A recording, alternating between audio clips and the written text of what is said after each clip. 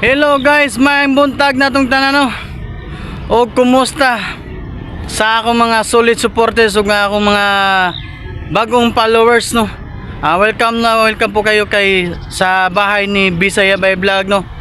Og tulo ta ka adlaw guys nga wala makapag-upload og video guys tungod gumikan sa naatay mga problema nga gina sa gubang no, matag adlaw, matag higayon, hilabi na sa pagpaatong pagpaeskwela sa itong mga anak.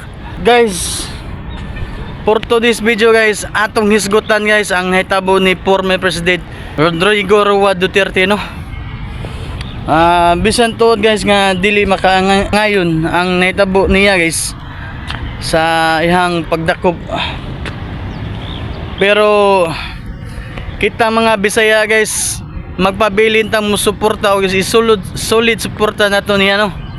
Ug atong ipakita niya guys nga kita dili ta magpaapekto sa nahitabo karon no. Sa ako mga solid supporters ya guys,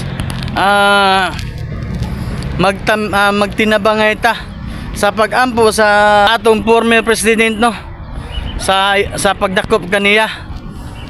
Og ipakita nato kaniya guys nga itang mga Bisaya guys mi suporta kaniya. Ilabi na proud kayo nato diri nato guys nga Bisaya ang atong presidente sa mga niagi no. O kung kayong garbo na to guys nga